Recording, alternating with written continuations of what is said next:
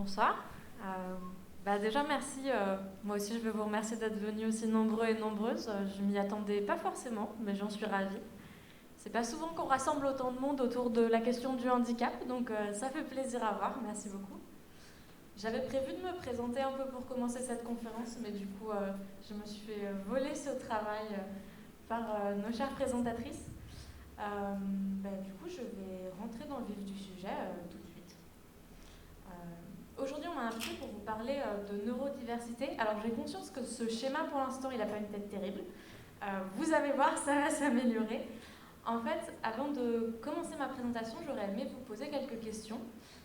Déjà, pour commencer, est-ce que vous pouvez lever la main ou faire un autre signe si vous avez une idée même vague de ce que ça veut dire neurodiversité? On est plutôt bien parti. Vous pouvez baisser. Si jamais vous n'avez pas levé la main, que vous n'avez aucune idée de ce que ça veut dire, vous inquiétez pas, de toute façon, moi, ma conférence, elle est faite pour vous. Elle n'est pas faite pour des gens qui savent déjà ce que ça veut dire, donc on reprendra tout depuis le début. Et j'essaierai de faire des pauses régulièrement pour être sûr que tout le monde est encore avec nous. Ce que j'aimerais faire, du coup, maintenant, c'est vous proposer de prendre la parole un petit peu pour essayer de me dire qu'est-ce que le concept de neurodiversité, ça vous évoque, à quoi ça vous fait penser. Ça peut être des choses qui, pour vous, feraient partie de la neurodiversité. Ça peut être des choses que vous avez entendues au sujet de la neurodiversité. Il n'y a pas besoin que vous soyez sûr que c'est vrai. Il n'y a pas besoin que vous soyez d'accord avec ce que vous dites. C'est juste pour faire une espèce de liste des idées reçues qu'on peut avoir autour de ce terme.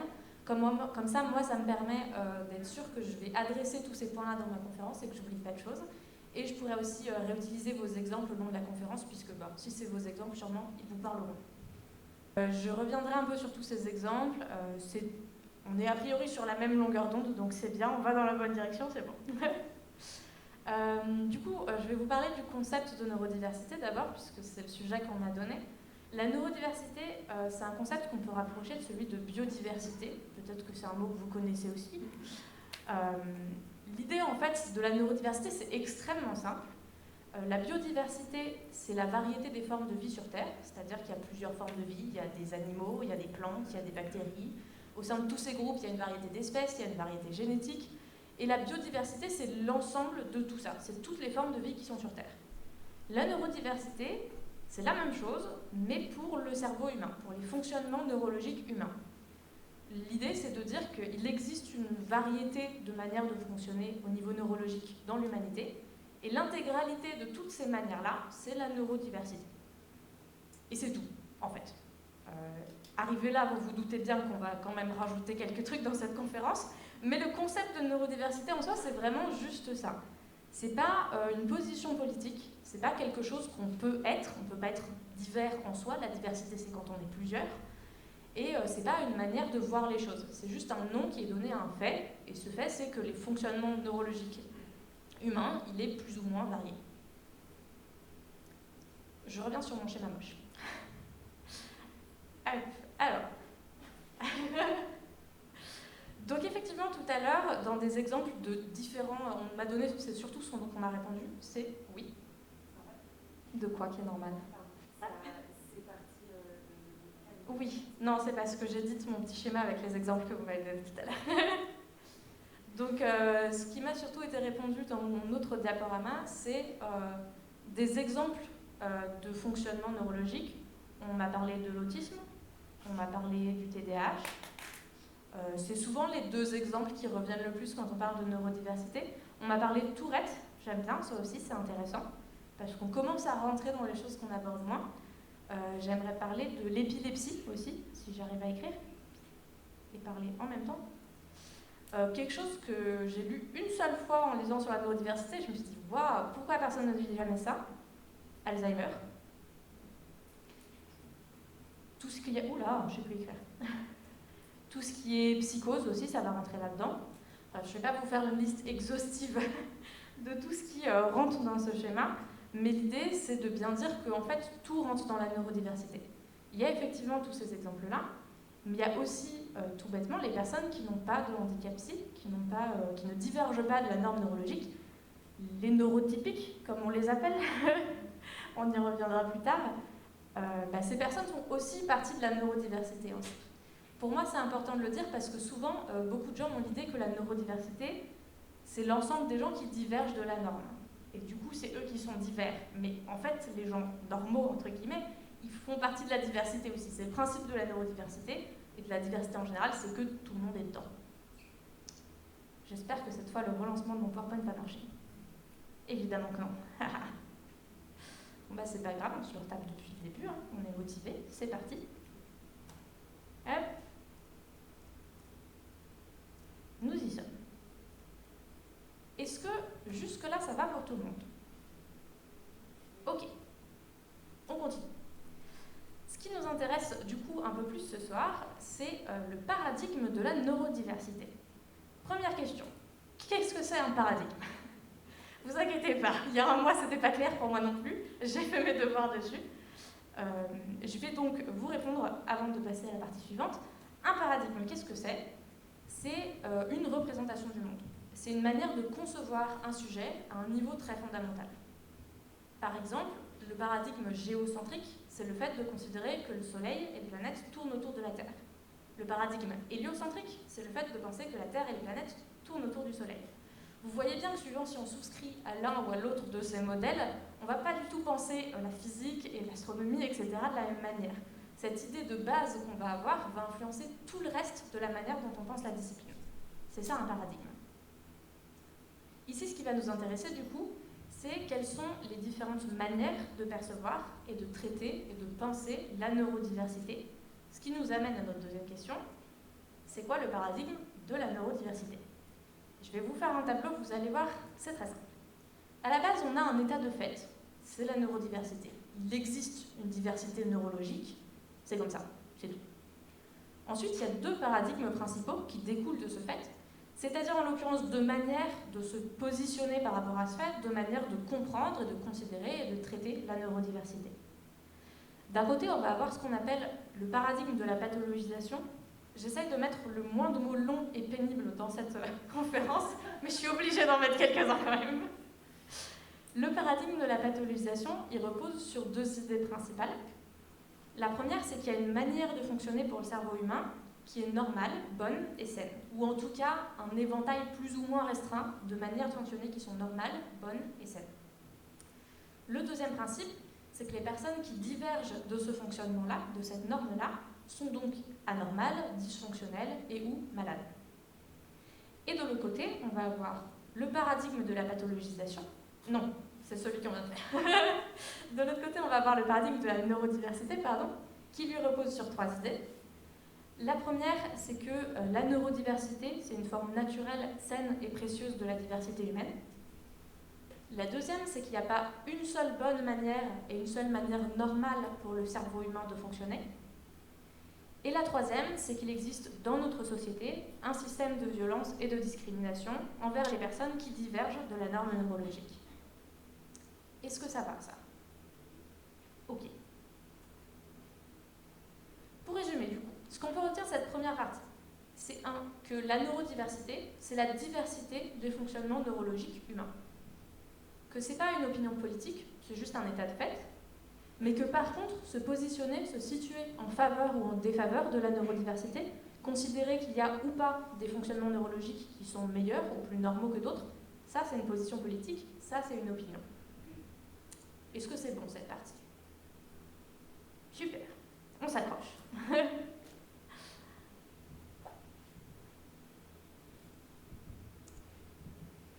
Comme je l'ai mentionné, du coup, le paradigme de la pathologisation, qui est globalement la position par défaut de la majorité des gens dans notre culture, se base sur l'idée qu'il y a une norme. Ici, le terme de norme, il veut dire majorité, mais c'est aussi un jugement de valeur. C'est la bonne manière de fonctionner. C'est celle qui est naturelle, c'est celle qui est saine, etc. Et forcément, quand on a une norme, on a des personnes qui rentrent dans cette norme et d'autres non. La difficulté, c'est que, comme souvent dans les systèmes de hiérarchisation et d'oppression, le groupe dominant, il se considère juste comme normal. Et c'est tellement évident qu'on n'a pas les mots pour parler de ça. C'est pas nommé. On dit juste normal, et puis il y a les autres. Et en tant que personne qui divergeons de cette norme, ça c'est un problème, parce que si on veut parler des violences qu'on vit, par exemple, les seuls mots qu'on a pour dire ça, c'est de désigner les autres comme normaux et nous-mêmes comme anormaux, et ça valide la légitimité de cette norme-là, en quelque sorte. C'est là pour nous que va intervenir le terme qu'on a dit tout à l'heure, qui est celui de neurotypique. Je pense qu'un certain nombre d'entre vous l'ont déjà entendu si vous avez été autant à lever la main tout à l'heure. Le terme neurotypique, à l'origine, elle a été créée par la communauté autiste, et ça désignait une personne qui n'est pas autiste. Aujourd'hui, il désigne plus précisément une personne qui rentre dans la norme neurologique, donc une personne qui ne serait pas autiste, mais serait par ailleurs, par exemple, psychotique ou qui aurait un TDAH, n'est pas neurotypique. C'est l'usage qu'on en a aujourd'hui. À l'opposition de ce terme va apparaître plus tard, du coup, celui de neuroatypique ou neurodivergent, la personne qui diverge de la norme neurologique. Je pense que ce qui est important de noter sur ce terme-là, et que j'ai l'impression qu'il est un petit peu moins connu dans les communautés neurodivergentes, c'est qu'à la base, le terme neurotypique, c'est un terme humoristique. C'est une blague créée par les autistes. Et l'objectif, c'était de parodier les critères de l'autisme, les critères de diagnostic de l'autisme, pardon, pour montrer que le fait de dire « nous les non-autistes sommes normaux et voici les critères qui rendent les autistes anormaux en comparaison de nous », ça pouvait tout à fait marcher dans l'autre sens, en fait. Et ça permettait de mettre en lumière que c'était arbitraire quand deux personnes fonctionnent différemment, d'en décrire une en fonction de l'autre. Petit exemple, la personne atteinte de troubles de la personnalité neurotypique souffre d'une altération qualitative de la communication verbale, caractérisée entre autres par l'usage d'un langage stéréotypé et répétitif. Commencez toutes ces conversations par exemple par « ça va et toi ?» Du coup voilà, aujourd'hui le terme de neurotypique, il est évidemment plus vraiment utilisé comme un terme humoristique, même si ça peut arriver, et je pense que c'est une bonne chose parce que comme je l'ai dit, on a besoin d'un terme qui veuille dire ça. Mais je trouve que c'est intéressant de retenir cette histoire parce que ça met bien en lumière en fait un des principes du paradigme de la neurodiversité, qui est de dire qu'il y a quelque chose d'arbitraire dans la norme et qu'en fait, quand deux personnes fonctionnent différemment, choisir l'une comme la norme et décrire l'autre dans ce en quoi elle est différente d'elle, c'est quelque chose de subjectif et que cette différence-là, elle vient du point de vue dont on se situe. Est-ce que ça, c'est clair pour vous? Ok, super. Bon, maintenant, une des critiques qui est souvent faite au paradigme de la neurodiversité, et qui est peut-être une réflexion que certains et certaines d'entre vous sont en train de vous faire là tout de suite, c'est « Ok, je veux bien entendre qu'il y a des choses qui sont juste des différences, et que ça ne veut pas dire que c'est moins bien, mais quand même, il y a des personnes avec des troubles psy qui sont vraiment envahissants, qui sont vraiment handicapants, qui sont dysfonctionnels, et où objectivement c'est un problème pour elles. » Écoutez, c'est pas moi qui vais vous dire l'inverse. Je vais être très honnête avec vous, j'ai passé un certain nombre d'heures à chialer de frustration sur cette conférence parce que mon cerveau ne voulait juste pas fonctionner. Et c'était nul, c'est vrai. C'est aussi vrai, effectivement, qu'il y a des personnes qui parlent de neurodiversité en disant on est juste différents, c'est tout, et en occultant le fait qu'il y a des choses qui, quel que soit le contexte social, les normes, etc., sont juste douloureuses et difficiles à vivre.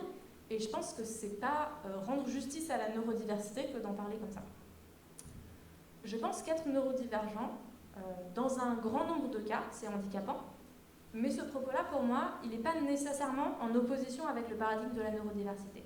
Ou en tout cas, il n'est pas en opposition avec la vision que moi je défends du paradigme de la neurodiversité, ça c'est sûr. C'est un des rares points sur lesquels les deux paradigmes s'accordent, c'est de dire que sortir de la norme neurologique, c'est handicapant. Là où on n'est pas d'accord, c'est qu'est-ce que ça veut dire handicapant? Et deux, qu'est-ce qu'on fait des personnes handicapées? Donc c'est de ça qu'on va parler un peu dans la suite de cette conférence. Première question du coup, c'est quoi le handicap? Qu'est-ce que ça veut dire être handicapé? Tout le monde n'est pas du tout d'accord avec cette question. Je ne pourrais pas vous donner une définition définitive aujourd'hui. Mais généralement, les définitions qu'on va avoir vont se situer sur un spectre qui va aller de « c'est un état individuel » à « c'est une situation environnementale ». Si on conceptualise le handicap comme quelque chose, comme un état individuel, on considère qu'une personne a une déficience individuelle, que dans l'absolu, il lui manque quelque chose, qu'elle est dysfonctionnelle, par exemple qu'elle a une maladie, une blessure, un trouble, une malformation, etc. Et que c'est cette déficience qui crée des impossibilités ou des difficultés, et qui du coup handicape la personne. Par exemple, une personne amputée d'un bras, il lui manque un bras, donc elle ne peut pas faire certaines tâches qui nécessitent deux bras, et donc elle est handicapée. Par exemple, une personne aveugle, il lui manque la vue, donc elle ne peut pas faire certaines tâches qui nécessitent la vue, et donc elle est handicapée. Troisième exemple, une personne dyslexique, il lui manque certaines capacités cognitives, donc elle ne peut pas bien lire ou lire rapidement, et donc elle est handicapée, etc. A l'inverse, si on conceptualise le handicap comme une situation environnementale, on va considérer que chaque personne a un fonctionnement et des capacités qui sont différentes, et que lorsque l'environnement de la personne est inadapté à ces capacités-là, alors la personne devient handicapée. Ouh, j'ai oublié de passer mon diaporama. Il était beau pourtant. Je reprends mes exemples. Une personne amputée d'un bras qui évolue dans un environnement où beaucoup d'outils du quotidien sont faits pour être utilisés avec deux mains va être handicapée par cette situation.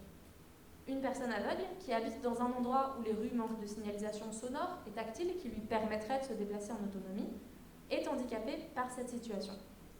Une personne dyslexique qui est forcée à étudier sur des supports écrits dans un temps trop limité est handicapée par cette situation, etc. Si on devait du coup résumer ces deux pôles, on pourrait donner comme définition d'un côté être handicapé, c'est avoir une déficience par rapport à la norme et être gêné par cette déficience. Ou être handicapé, c'est subir un isolement et des limitations à cause d'un environnement inadapté à nos capacités et à nos besoins. Est-ce que ça va, ça? Ça commence à... Je sens que l'enthousiasme baisse. Accrochez-vous, on va y arriver. Maintenant, on passe à la question suivante qui est « Et du coup, qu'est-ce qu'on fait des personnes handicapées ?» Et forcément, la manière dont on répond à cette question dépend de la manière dont on a défini le handicap. Si on considère que le problème vient du fonctionnement de la personne, on va essayer de la modifier, elle, pour réparer, entre guillemets, cette déficience. Si on considère que le problème vient de l'environnement, on va essayer de le modifier, lui, en essayant de l'adapter aux besoins de la personne. Et c'est là qu'on commence à avoir un très gros problème avec le paradigme de la pathologisation. Le fait de dire le handicap est un état individuel où une personne est particulièrement limitée à cause d'une déficience, c'est ce qu'on appelle le modèle médical du handicap. Vous l'aurez peut-être compris, c'est en gros la même chose que le paradigme de la pathologisation, mais appliqué au handicap en général, pas uniquement au handicap psy. C'est effectivement... Oula, qu'est-ce que j'étais en train de dire? Je me suis déconcentrée d'un coup, pardon. Ce qu'il s'agit de dire, c'est qu'il y a des gens normaux et il y a des gens malades. Les gens malades souffrent d'être malades, et donc il faut les soigner pour les rendre normaux. Ça sonne pas complètement mal, mais il y a quand même quelques difficultés. Le premier problème, et pas des moindres, c'est que c'est pas possible, en fait. Il y a des choses qu'on sait guérir, mais du coup, en général, elles ne sont pas handicapantes sur le long terme. Et la majorité de ce qui va du coup ici être considéré comme des pathologies handicapantes sont des choses qu'on n'est pas en capacité de guérir, d'effacer, de corriger, etc. On a souvent des outils qui permettent de diminuer certains symptômes ou de compenser certaines incapacités, mais ça n'équivaut pas à de la déguérison. Je vais reprendre l'exemple de l'amputation que j'avais tout à l'heure. Il existe des prothèses, pour autant elles ne donnent pas les mêmes capacités que des membres en chair et en os, elles n'ont pas les mêmes limites, elles ne fonctionnent pas pour tout le monde, etc. Ça aide, c'est vrai, mais ça n'annule pas la différence qui est là à la base. Ça ne veut pas dire qu'aucune condition handicapante ne peut être guérie, mais ça veut dire que même si on part de l'idée que c'est une bonne idée de chercher la guérison, ça ne peut pas suffire en fait. Les personnes handicapées, elles existeront toujours et on est obligé d'avoir d'autres options. Mais si encore, il s'agissait juste de dire la médecine ne peut pas tout régler. Ce ne serait pas vraiment un argument contre le fait d'essayer de guérir les gens en soi. Le truc, c'est que bien souvent, le corps médical, au lieu de se dire « Oh, il y a des choses qu'on ne peut pas régler nous-mêmes, il va falloir les compléter avec d'autres disciplines et mettre en place des mesures sociales », souvent il se dit « Et si on torturait des gens pour leur faire semblant d'être guéris ?» Je sais que ça sonne un peu extrême comme ça et j'aimerais vous dire que j'exagère, mais non. Petit avertissement de contenu du coup dans les 5 prochaines minutes. On va parler un peu de violence médicale et de violence homophobe et validiste. Voilà, vous êtes prévenus. Vous êtes peut-être familier et familière avec le concept de thérapie de conversion. Sinon, ce sont des pratiques qui prétendent guérir l'homosexualité ou la transidentité, ici je vais utiliser l'exemple de l'homosexualité. Une des méthodes qui était utilisée pour faire ça, notamment à partir des années 60, enfin qui est, c'est de punir les signes d'homosexualité. Donc, c'est-à-dire que si la personne fait des choses qui sont considérées comme homosexuelles, quelle que soit la définition, on va la punir, par exemple par de l'enfermement ou des électrochocs, jusqu'à ce que ces signes-là disparaissent. Au bout d'un certain temps, évidemment, pas mal de personnes finissent par ne plus montrer les signes en question, et les thérapeutes, entre guillemets, vous disent « vous voyez, on les a rendus hétéros ». Alors que bien évidemment, ce qui se passe, c'est que ces personnes sont juste profondément traumatisées et se cachent, plus ou moins volontairement et consciemment, pour arrêter d'être torturées, tout simplement. Bon, peut-être que là, vous vous dites certes, Alistair, mais quel est le rapport? L'homosexualité n'est pas un handicap. Le premier rapport, c'est que c'est un bon exemple de ce qui se passe quand on confie à la médecine quelque chose qu'on perçoit comme un problème et qu'on ne peut pas effectivement faire disparaître. Le deuxième rapport, c'est qu'il se trouve aussi qu'au même moment dans l'histoire, on a créé l'ABA. L'ABA, c'est pour Applied Behavior Analysis, en anglais, analyse appliquée du comportement. Généralement, on dit quand même juste ABA en français. Les méthodes qui sont utilisées dans l'ABA sont les mêmes. Tu te balances, on t'électrocute, tu t'agites, on t'attache les mains, tu supportes pas certains bruits ou certaines textures, on t'y expose jusqu'à ce que tu arrêtes de te débattre, etc. C'est une thérapie de conversion pour les autistes. C'est essentiellement ça le concept. Cette similarité-là, c'est par hasard, puisque les thérapies de conversion et l'ABA ont été développées au même moment, sur les mêmes bases, sur les mêmes principes, grâce aux mêmes recherches, parfois par les mêmes personnes. Vous avez compris l'idée. Et j'ai encore oublié de vous passer mon diaporama. Ce genre de thérapie, elle n'est pas non plus spécifique à l'autisme, même si c'est là que c'est le plus institutionnalisé et généralisé, et ce n'est pas spécifique au handicap psy non plus. On va retrouver par exemple beaucoup d'enfants avec une paralysie cérébrale, c'est-à-dire des atteintes neurologiques qui créent des difficultés motrices, qui ont vécu des thérapies où on les attache à des planches, à des échelles, etc., pour les forcer à tenir debout dans la douleur, plutôt que de leur trouver des aides à la mobilité qui fonctionnent pour elles. Très récemment encore, moi j'ai eu un certain nombre de proches qui ont des douleurs qui les empêchent de marcher et à qui les médecins ont dit « on cherchera à vous diagnostiquer et à vous soigner que si vous acceptez de vous faire hospitaliser sans votre fauteuil roulant pendant plusieurs semaines, etc. » C'est un grand classique de la médecine. Un des gros problèmes du coup du modèle médical du handicap et du paradigme de la pathologisation, c'est de dire ce qui est bon, c'est la norme. Parce que cette idéologie-là, elle implique directement que la meilleure chose à faire pour aider quelqu'un, c'est de le rendre normal, ou à minima, le plus normal possible. Dans cette perspective-là, l'objectif de la médecine, c'est du coup plus le soin, c'est la normalisation. C'est pas quelque chose qui va être explicitement dit comme ça par les médecins, ils vont pas vous dire « j'ai décidé de ne pas vous soigner, j'ai décidé de vous rendre normal ».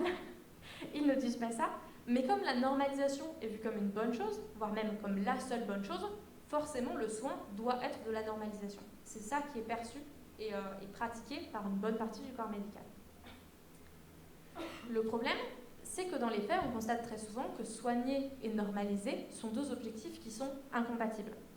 Puisque, comme je l'ai dit, la guérison est souvent impossible, et donc la normalisation est du coup également impossible, on se retrouve à devoir choisir entre soutenir le fonctionnement de la personne tel qu'il est, ou contrecarrer au fonctionnement de la personne pour forcer un fonctionnement plus normal.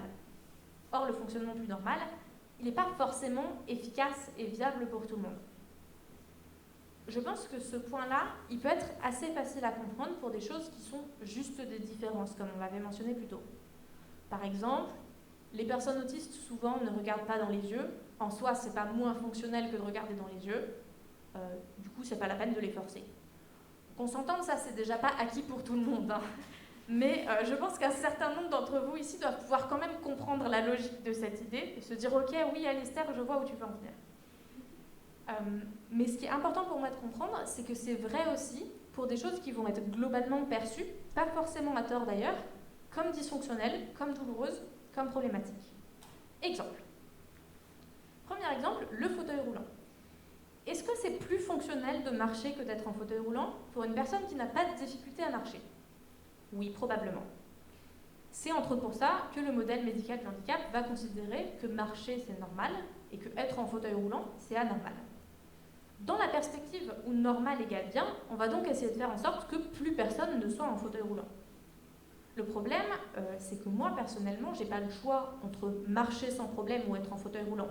j'ai le choix entre marcher avec beaucoup de problèmes et être en fauteuil roulant. Dans mon cas précis, parce que mon corps ne fonctionne pas comme celui de la majorité, le fauteuil roulant devient une option qui est plus fonctionnelle que celle de marcher. On se retrouve donc avec l'opposition dont je parlais tout à l'heure, entre choisir l'option la plus normale, qui est marcher, et l'option qui est la meilleure pour moi personnellement, en l'occurrence être en fauteuil roulant. Que le fauteuil roulant soit, dans un certain nombre de cas, un moyen de se déplacer qui est moins pratique, moins versatile que la marche, ça ne change pas le fait que pour moi, vu mes capacités, c'est une bonne solution. Et donc, c'est pas m'aider que d'essayer de faire en sorte que je marche, puisque marcher, c'est une bonne idée que quand ça marche, en fait. C'était pas une très bonne structure de phrase, mais vous voyez ce que je veux dire. Vous inquiétez pas, j'ai d'autres exemples. Exemple 2, la multiplicité. La multiplicité, c'est en très gros le fait d'avoir plusieurs identités ou plusieurs personnes à l'intérieur d'un seul corps. C'est ce qu'on appelait avant la personnalité multiple. C'est pas un terme que la communauté multiple utilise aujourd'hui, c'est pas un terme qui est reconnu et apprécié, donc je l'utiliserai plus. Je le dis une fois pour que vous voyez de quoi je parle. On n'a pas de certitude absolue sur comment la multiplicité ça fonctionne et sur ce qui cause la multiplicité, d'autant que ça dépend des formes de multiplicité et ça dépend des gens évidemment. Mais dans un certain nombre de cas, on remarque qu'il y a une origine traumatique, c'est-à-dire qu'il y a des violences qui sont subies, généralement dans l'enfance, à la suite de laquelle l'identité se fragmente en plusieurs entités plus ou moins distantes pour faire face à ces violences-là. Ça va permettre notamment que certaines personnes à l'intérieur d'un même corps ne se souviennent pas des événements traumatiques, puisque ce ne sont pas elles qui possèdent les souvenirs de ces événements. Ça permet aussi d'avoir plusieurs identités qui ont plusieurs compétences pour faire face à différentes situations, etc. Est-ce que généralement c'est plus fonctionnel d'avoir une seule identité dans un seul corps? Oui, probablement. C'est entre autres pour ça, encore une fois, que le paradigme de la pathologisation va considérer qu'être singlet, l'inverse de multiple, c'est normal. À nouveau, dans la perspective où normal égale bien, on va du coup essayer de faire en sorte que personne ne soit multiple.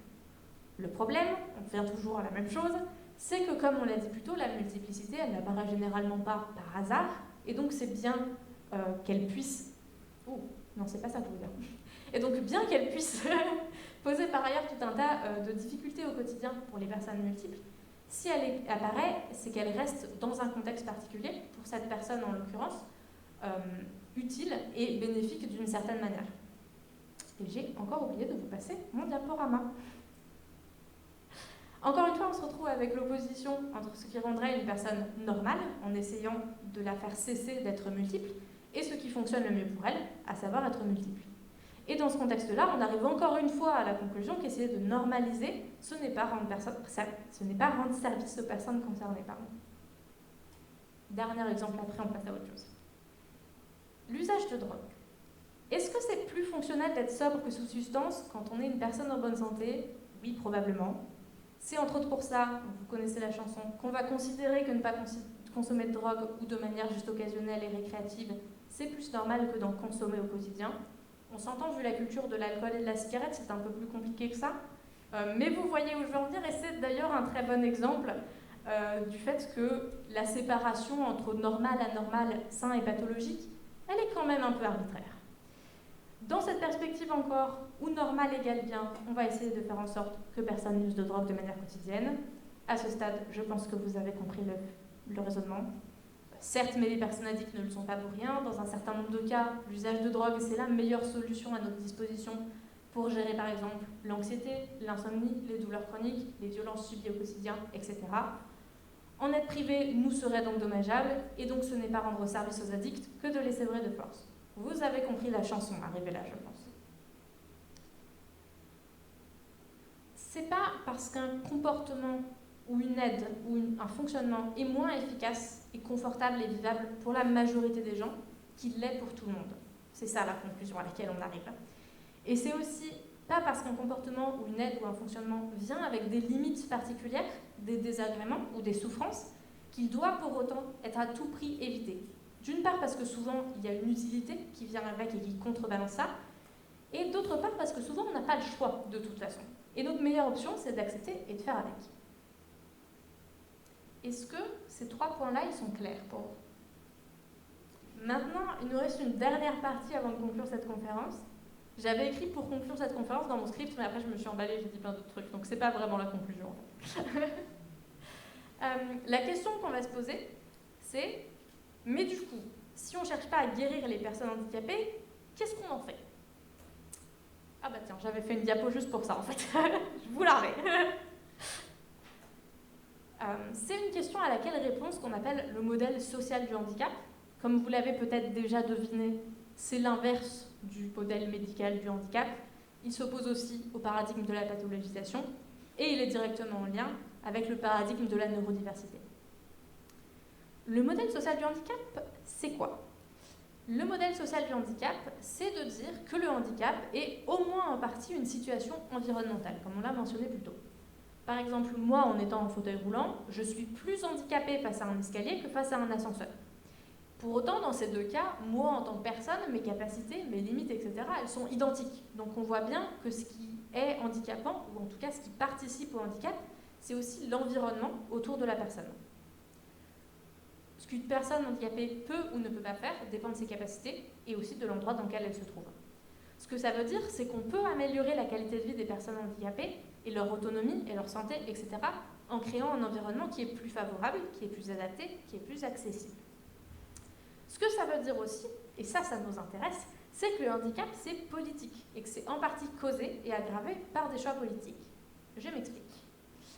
Si on considère, comme le fait le modèle médical du handicap, qu'une personne est handicapée par une déficience individuelle, bien souvent, ça amène à l'idée que c'est quelque chose qui arrive.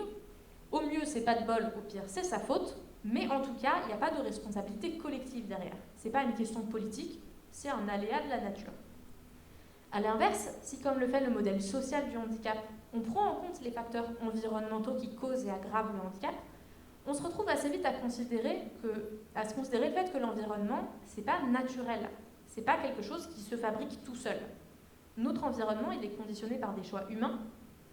Comment les lieux sont pensés, construits, entretenus, par qui, sur quels critères, avec quels moyens, dans quel but, etc. Le fait qu'un bâtiment il soit accessible ou pas aux personnes en fauteuil roulant, par exemple, c'est pas quelque chose qui arrive par hasard. Ça dépend de personnes qui ont pris des décisions lors de la conception et de la construction du bâtiment.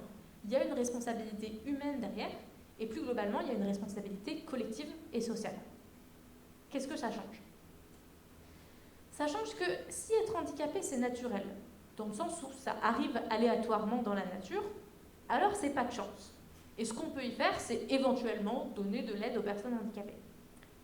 Si le handicap, c'est social, dans le sens où c'est produit par des choix humains, alors c'est une question de discrimination. Il y a des personnes à qui on garantit l'accès à l'espace public et d'autres non. Et du coup, ce qu'on peut faire pour y répondre, c'est lutter pour l'égalité des droits. C'est deux choses qui sont assez différentes. Ces discriminations-là, c'est ce qu'on appelle le validisme. Ouh, mais si je monte des trucs avec mon micro, on m'entend plus. Le validisme, en fait, c'est la conclusion de ma conférence et ça a été dit dans l'introduction. Mais c'est pas grave. Le validisme, c'est le nom donné au système de violence et de discrimination à l'encontre des personnes handicapées, de la même manière que le sexisme va être le système de violence et de discrimination à l'encontre des femmes, par exemple. Comme tout système de discrimination, il va se manifester à plusieurs échelles. Il va se manifester à l'échelle interpersonnelle, on va penser à ce qui est de l'ordre des insultes, du harcèlement à l'école ou sur Internet, par exemple. Il va se manifester à l'échelle structurelle, donc par exemple les discriminations à l'embauche ou les violences médicales dont je parlais tout à l'heure. Elles ne sont pas nécessairement légales, elles ne sont pas nécessairement officielles, mais on voit que c'est comme ça que le système fonctionne dans sa globalité. C'est des règles qui ne sont pas écrites, mais qui existent quand même. Et on va les retrouver aussi au niveau légal. Alors là, je m'excuse, je vais être très français pendant une minute. Je ne connais pas très bien les lois sur le handicap en Belgique, je vais vous le dire tout de suite. Mais par exemple, je sais qu'en France, il est légal de payer les travailleurs handicapés en dessous du salaire minimum. C'est sympa. Je suis sûre que vous en avez des lois sympas, vous aussi. Je les étudierai pour la prochaine fois. Après, on est quand même vraiment en retard en France, mais... D'une manière générale, à ma connaissance, il n'y a pas beaucoup de pays où dans la loi, il ne reste pas ce genre de discrimination. On est tous encore là-dedans. Cette lutte pour les droits des personnes handicapées, elle a donc un nom qui est très logiquement l'antivalidisme. Ça va jusque-là. Sans être forcément exhaustif, pour conclure Cette conférence, j'avais envie de vous parler un peu des grands enjeux, des grandes lignes directrices de l'antivalidisme. En premier lieu, comme dans beaucoup de luttes, il va y avoir ce que j'appelle l'autoreprésentation, c'est-à-dire la revendication que les personnes handicapées sont capables de connaître et d'exprimer et de revendiquer leurs besoins, et que la lutte pour nos droits, elle peut être et doit être menée en premier lieu par nous, non pas par des personnes valides, mais par des personnes handicapées, que nous sommes experts de notre propre vécu et que personne ne peut décider à notre place ce qui est bon pour nous. C'est assez commun à toutes les luttes pour les droits humains d'une manière générale, hein. La majorité des choses marchent pour tout le monde. La deuxième chose, qui est un peu plus spécifique au handicap cette fois, c'est ce qu'on appelle la désinstitutionnalisation. Qu'est-ce que c'est ? C'est la lutte contre l'institutionnalisation. Qu'est-ce que c'est ? Les institutions, c'est dans le milieu du handicap, comme ça qu'on appelle les établissements où les personnes handicapées sont placées pour vivre plus ou moins à l'écart de la société. Encore une fois, je suis un petit peu moins en fait des types de structures qui existent en Belgique, mais on va penser à tout ce qui est hôpital de jour, foyer de vie, école spécialisée, etc. Le problème principal de ces lieux, c'est que ce sont des lieux de ségrégation sociale, où les personnes handicapées sont privées de l'accès à l'espace public, à la rencontre sociale, à l'éducation, au libre choix de leur emploi du temps, des personnes qu'elles fréquentent, etc. Et le deuxième problème, c'est que ce sont des lieux fermés dans lesquels on place des personnes qui sont souvent plus vulnérables et qui dans tous les cas sont plus isolées, avec moins de ressources, qu'on va moins écouter et croire, et qui donc sont des lieux où les abus sont moins courants. La troisième revendication dont je voulais parler aujourd'hui avant de conclure, c'est l'accessibilité, c'est-à-dire le fait que l'on doit pouvoir garantir l'accès à l'espace public, à l'éducation, à l'information, aux loisirs, à la politique, aux soins, au logement, etc. à tous les citoyens, quelle que soit leur capacité physique et cognitive, et que ce devoir d'accessibilité-là, c'est à nous, collectivement, légalement, en tant que société, de le garantir. Que ce n'est pas aux personnes handicapées de devoir trouver elles-mêmes des solutions dans leur coin pour accéder à des choses qui ont été conçues sans les prendre en compte. Est-ce que tout ça, ça va pour vous ? On passe à la conclusion. Qu'est-ce qu'on a dit ce soir ? En premier, on a dit que les humains sont variés. C'est vrai d'une manière générale, et c'est vrai au niveau du fonctionnement neurologique, c'est ce qu'on appelle la neurodiversité. Ensuite, on a dit qu'il existait des normes sociales et culturelles qui séparent les fonctionnements qui sont perçus comme sains et ceux qui sont perçus comme pathologiques. C'est ce qu'on appelle le paradigme de la pathologisation. Il y a généralement des difficultés qui sont attachées avec le fait de diverger de cette norme, qu'on appelle handicap. Croire au bien fondé de cette norme amène à considérer que l'amélioration de la qualité de vie des personnes handicapées réside avant tout dans la guérison et la médecine. C'est ce qu'on appelle le modèle médical du handicap. Les tentatives qui visent à régler le handicap par la guérison et la normalisation présentent plusieurs problèmes. Le premier, c'est qu'ils s'attaquent à des comportements qui ne sont pas nécessairement fondamentalement dysfonctionnels en eux-mêmes, juste inhabituels. Le deuxième, c'est que comme beaucoup de divergences viennent de causes que l'on ne peut pas guérir, si tant est qu'il y ait quelque chose à guérir, ça pousse à utiliser des méthodes qui sont violentes et coercitives pour essayer de calmer le jeu à un endroit où on ne peut pas agir sur les causes réelles.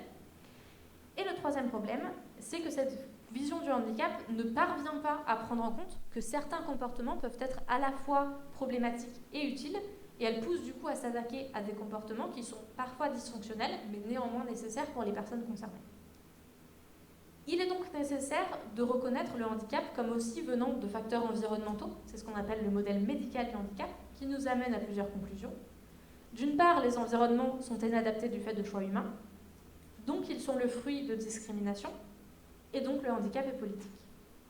Tout ça nous amenant à notre dernière conclusion, qui est que l'amélioration de la qualité de vie des personnes handicapées doit passer aussi et surtout par l'égalité des droits et la lutte contre le validisme, et que si la médecine peut parfois participer à cette émancipation-là et à l'amélioration de nos qualités de vie surtout, cela ne doit jamais se faire dans un but de normalisation, mais bien dans le respect de la personne handicapée, de son fonctionnement et de son consentement.